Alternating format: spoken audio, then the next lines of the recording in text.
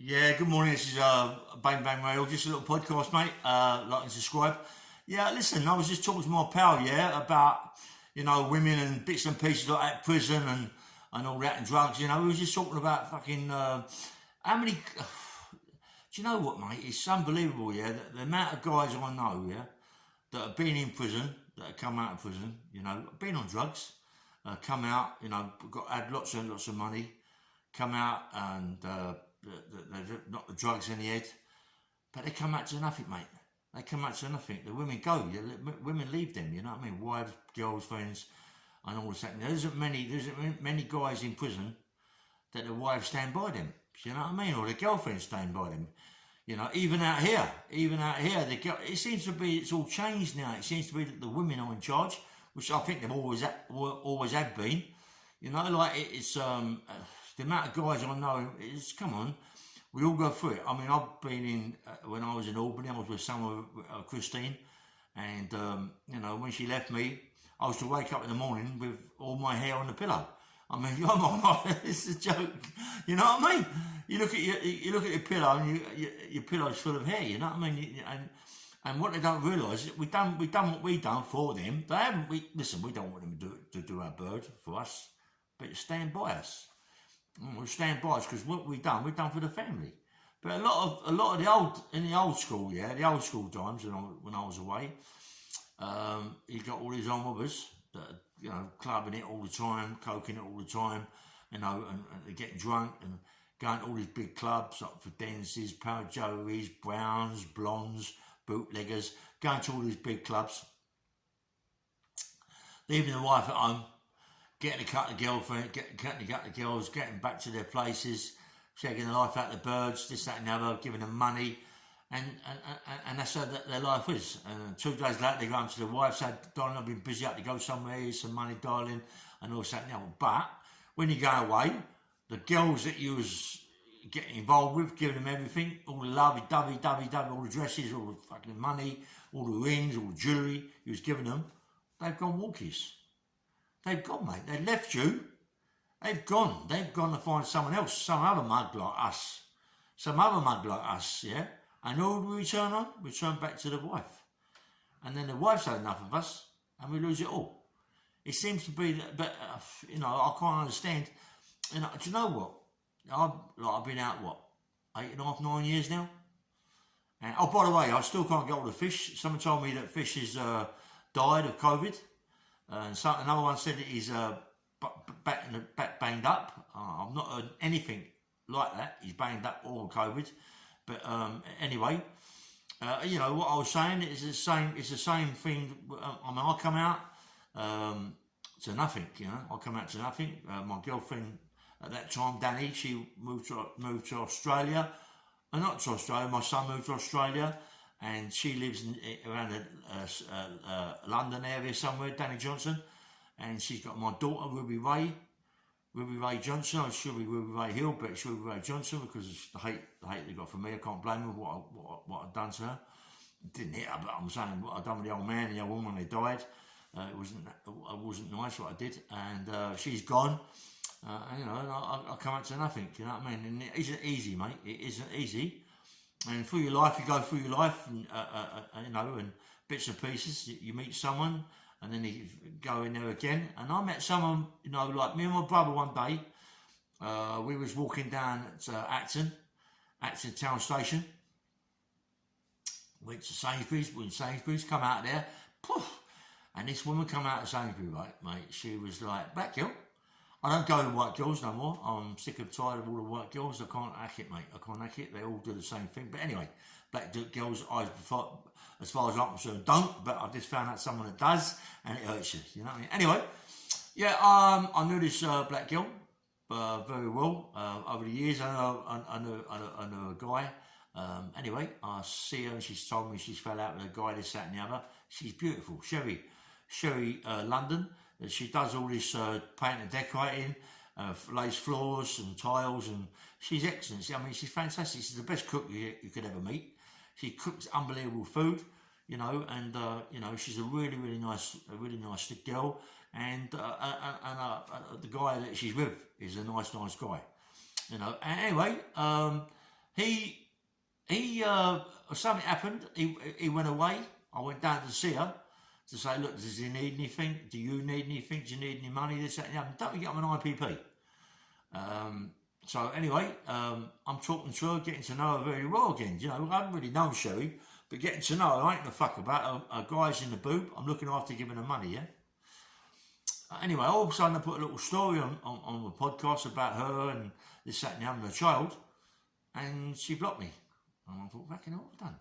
I thought, I've been looking after her. She's a nice kid. She got her own company, does paint and decorating, all the flooring, all this going. What's she do? She blocks me. So I want to know why she blocked me. So I changed my chip, phoned her up. Right? All of a sudden, I got a phone. I got a message on a phone saying one more time. You phone my phone one more time, and I'm going to phone the police, and you'll be back in prison as quick as anything. The next day you'll be banged up. What? The next day I'll be banged up? What have I done? What have I done? I don't know. She's saying that I put a little girl with her on YouTube or on this, that, and the other, on the media. So I thought, okay, no, I can't believe it. I can't believe that doing that would make this girl hate me that much and turn her old man against me. Yeah. The guy I really like, you know what I mean. But I would never fuck about. I wouldn't do that. You know what I mean. It was just, you know, it just got me. I was hurt. I was really, really hurting. Because I thought to myself, well, you know, why? I ain't done nothing. I've just looked after you, give you what you want, make sure the old man's got money. Anyway, knocked that on the head a bit, cut that one side, you know, that's pushed aside, but she's a nice girl and she does listen to my podcast. And I'm sorry for what I did. I'm sorry for if I did put you and your daughter on the media. I didn't realise it hurt you. I only tried to help you out. I only tried to let people know that Cherry London has got her own company. She does floor tiles, she does wood floors, she does paint and decorating, and she's an actually fantastic interior designer, yeah? She paints gold, she does everything, she's fantastic, yeah? You should look her up, Cherry London, she'll go a long way, and I want all the best for her, you know what I mean? It's the same as me. I'm gonna get myself, I mean, I start my book Monday for a couple of hours per week. It's gonna be a good book, you know. I mean, I ain't talking too much about anything about my life as a prisoner and this, that, and the other on the podcast, yeah? Because I don't want to ruin the book. I know people are saying, yeah, but the book will be different, right? Like, the book's going to be fantastic, yeah? Because the book's going to have things in it that you don't know, that I can remember now, you know, because I've got a dictaphone. I sit down for a couple of hours talking to my dictaphone and remembering things that's happened to me over my life. And there's more things that's come out, you know, about being an enforcer all different parts of the country, going up to Birmingham, Manchester, Liverpool, Leeds, and all them places, and doing what I've got to do up in them places. Even Scotland, I've been up to Scotland, do things, Wales, and all around there. You know what I mean? But you know, when you do your job, when you're an enforcer, and you're for a big company, you've got to do what you've got to do, because at the end of the day, what you're doing is down to you. It's down. If someone gives me something, if you give me something out there, and I've got to sell it, I'm going to get X amount of time. And if I bring it back, I don't want to bring it back because now it's given to me. I've got, you know what I mean? How it is. Life goes on.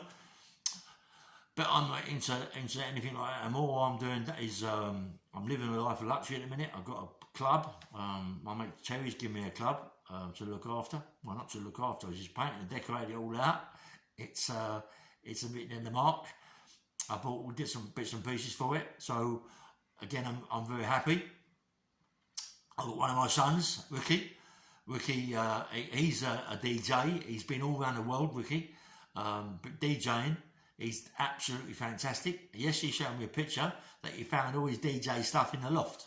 So I'd have a little chat to him, get him a couple of nights to come down there and play for it. It'd be good. You know, and he's good, really. I mean, he used to play in the Boulevard Ealing. Anybody remember the Boulevard Ealing? He used to play there. He's well known, my son. And anyway, I'm really happy about that. You know, I mean, I've got what, 4 boys, and 2 girls. My Jamie, you know, my Bieber. I mean, come on, I've got my grandchild Bieber. I never see her. I never see her. I'm not a good granddad. I don't even see my daughter. I'm not a good dad. You know what I mean? I'm not very good. I've got to pop down and see her. I've got to get my mate Terry. I've got to drive down there and see her. I love her to death. You know what I mean? And I must see her. Ruby Ray, Danny. If Danny's listening to this and watching it, if she's watching me, please, Danny, get in touch with me and through Sunny or whatever. Get my Ruby Ray to phone me. You know, I love. Come on, she's my daughter. I'd love to talk to her. It breaks my heart just thinking about it. You know what I mean? I've got my boy in Australia. He plays rugby for Australia, wants to play for New Zealand. He's big, he's about 19 and a half now, 20 stone. He's massive and he wants to bash his dad up. He said he's going to bash me up when he comes home. Because the way things was between me and his mother and what I'd done between her dad and her mother, it caused all the problems. They both died and I said things I shouldn't have said. And he's not happy about it and he said he's going to come down and bash me up. Well done, son. Come down and do it, yeah? Let's have it, mate, me and you. Let's go for it, yeah? All right? My old dad's an old man now, so take it easy. Take it easy on dads, yeah? Anyway, so I'm just saying about, I remember being in Albany. Yeah, I mean, fuck me, I was in Albany quite a bit of time, you know, Albany, and what happens in my life and all that. I think 74 was when I went now, 73, 74. And when it started, and I went back there later on in my life, which you shouldn't really go back. When you've been chucked out for a serious charge that I was chucked out, you don't usually go back in, but I did. But when I was there was some faces in there, mate. There was people in there you wouldn't believe. Proper people, yeah? Mate, I see them come back from visits, fucking fucked up there, going to the fours in Albany and look over to the car park and seeing their wives get in the car, sort of waving and all that going, and breaking their hearts, you know what I mean? And breaking their hearts, and a month, 2 months down the line, and they're fucking walking around like zombies, you know, saying the wife's left them, this, that, and the other. But it happens 24/7, you know. It happens 24/7. It seems to be the women just don't want to stand by their man no more. It's finished. Even then, as a soldier, you know, it was really fucked up. You know what I mean? And the best way to go in prison, mate, is you can't be with a woman. You can't have a woman in prison. You know what I mean? My mate in the scrubs, Matty, my mate Matty, he's just got 18 years, I think he's got. All right, Matt, and if he's listening to this or he's got a phone or whatever, listen, I'm gutted. I've been told from Christine about the wife and about someone in there that wants to come out and bash her up, or has come out and wants to bash her up for some reason. I don't know what the reason is. Perhaps we bashed him up in there. And, you know, I'm a bit gutted, mate. It ain't fair. It ain't fair. Whether or not you're with your wife, I don't know, but you shouldn't be giving her grief, yeah? So, anyway, Christine's told me about it, and I'm not happy about it at all. So, mate, all the best, and like we get it sorted out, yeah? It's fucking, why is it, why can't things just go smoothly? You know, why can't we just live a nice life? Why have we got to fucking argue all the time about women? It's like, it drives you nuts, mate. It drives you nuts. I know we're men, it's sexual, but come on, the women are taking over our lives. They just do what they want to do. They take our lives over, they do what we got, they just mashes up, you know what I mean? But as I was saying, I ain't going to say too much about Albany, because that's in my podcast. That's not my podcast, my book. But I believe I see geezers in there, men, proper faces, I ain't going to say their names, on my YouTube, but on my book it'd be different. Proper men crying their eyes open. You know, as I did. I used to wake up and my pillows would be full of fucking hair, you know what I mean? I used to have really good hair. Look, you know what I mean? I used to have really black hair, you know, jet black, and gone, mate. Gone. Prison. That's it. Prison takes your hair, takes everything out of your life, doesn't it? It ain't no good, you know what I mean? It ain't no good. And furthermore to that, I usually train every day, yeah? I train every day with weights and this, that, and the other. The other day, you still think of 24, 25, putting silly weights on the bar, picking the bar up, doing some presses, doing a few curls, really heavy weights for a man of my age. You know, really heavy weights, mate, you know what I mean? And sets of curls, sets of tens, doing loads, you know what I mean? Hammer curls, ordinary curls, triceps extensions, all these, you know, fucking hell, mate. And all of a sudden, I got a pain in my back, like being stabbed in the back, yeah? And it's following my back round. It keeps like it's going like someone's in my back, you know what I mean? And I think, fucking hell, it's killing me, right? And then it's come out to my shoulders, to my left shoulder, really smashed. I can't move it. It's terrible, so I've knocked the weights on the head. And now it's gone to certain parts of my heart. And last night and the other night, I couldn't breathe in bed, and I thought, fuck me, not a heart attack, you know what I mean? Because I had heart attacks in the Mount, and didn't even know that I had heart attacks. How about that? I mean, I remember laying on the bed one day, and it was like 10 kilos of weight on my chest all night long. 10 kilos not a lot of weight, 22 pounds. But it's on your chest, you know? And then more weight, and more weight, and more weight, and more weight. And it was just pushing on my chest. And that was an heart attack. You know, and then on top of that, fucking in the Mount, fucking hell, mate, I sort of sat on the side of the bed, fucking the whole room was all different colours, fucking it was thousands of different colours. I keeled over on the floor, made my way to the toilet, and I was spewed up like it's kind of fashion. I couldn't talk or nothing. I just managed to bang on my neck. So it's up. I said, get on the phone to the old bill, to the screws. They came to the door, so I said, look, mate, I think I'm having an heart attack. And they said, right. Anyway, they left me like that, like a bag of shit. I didn't even open the door, you know what I mean? And I dragged myself back in the bed, and I went to sleep. But I had another heart attack, that's one, yeah. When I come out, I went to my mum's, walking up the road to my mum's. Fucking hell, I couldn't breathe up the hill. And I kept drinking water going to my mum's on the train and the bus, drinking water. I thought it could be that, dehydrated. Because as I got to my mum's, I said, Mum, do me a favour, I'll get better phone up the hospital or an ambulance. I don't feel too good. It sounds like feels like I could be having some sort of fucking trouble with my chest. I can't breathe. She phoned up the ambulance. All of a sudden, they come to the door, knocking on the door. I opened the door, they rushed into my mum. They rushed into my mum. My mum's like 96, 95, 96. Rushed into my mum. And my mum said, no, it's not me, it's my son. And they said, squeeze my hand. I squeezed it. They said, listen, I can hear breaking it, don't do that. He said, anyway, he took me to Amsterdam, Duquesne Road, and I had a heart attack. So what they do? They put 4 stents in my fucking heart, mate.